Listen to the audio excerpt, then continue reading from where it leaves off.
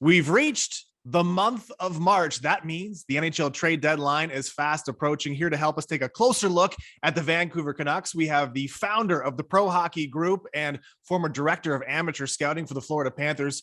It's Jason Bukala. Jason, the Vancouver Canucks are so fascinating because they're in that sort of no man's land between being a buyer and a seller. Let's say 20 days from now, Jason, the Canucks are in the exact same spot they are now, just out of a playoff spot, but definitely in the hunt. At that point, are you buying or are you selling? Well, the short answer is actually got a couple different layers to it. The first one being that if you're going to come to me and my staff and suggest that we are going to make a player trade to potentially increase our odds of being a better team come playoff time, the short answer is players have worked hard under Bruce Boudreau. They've come a long way since the management change. There's obviously a culture change going on in Vancouver, and there's some momentum behind that. So coaches and management would like to reward players for their efforts and their results. And clearly the results have been much more positive for an extended period of time. There's been a few bumps in the road, but the NHL is a tough league, and back-to-backs, especially if you're playing your backup goaltender, for example, like they had to last night, that's a tough start for the goalie, and it's a tough result.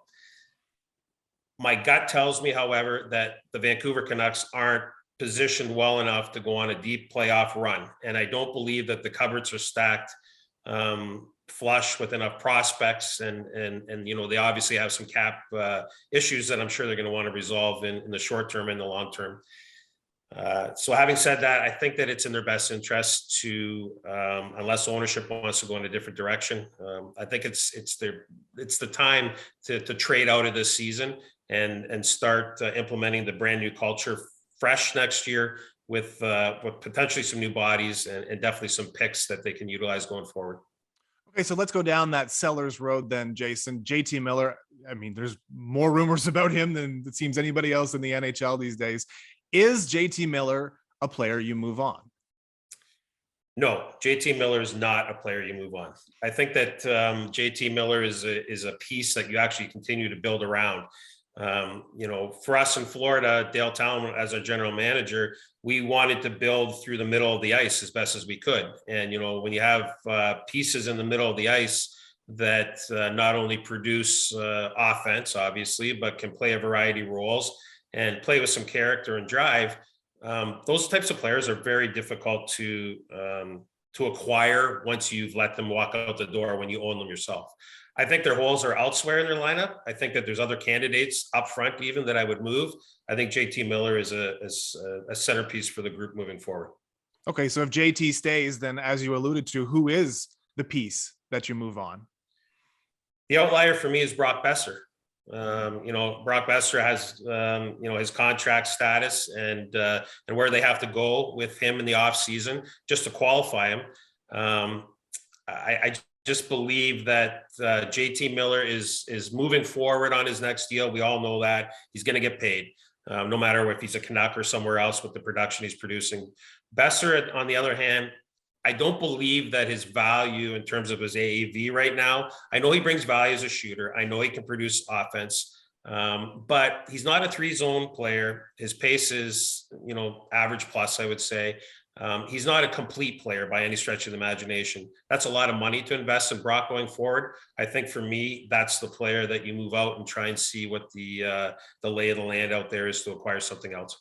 Well, you certainly have Canucks fans' attention now with that, Jason, moving on potentially Brock Boeser. So let's say they do decide to sell it. Maybe they do sell JT Miller as well. And you're talking about perhaps an influx of a first-round pick, a number of picks for a couple of players. Now, really digging into what your strength is as an amateur scout, is this next draft one that's worth investing in, or should the Canucks be targeting further years down the road?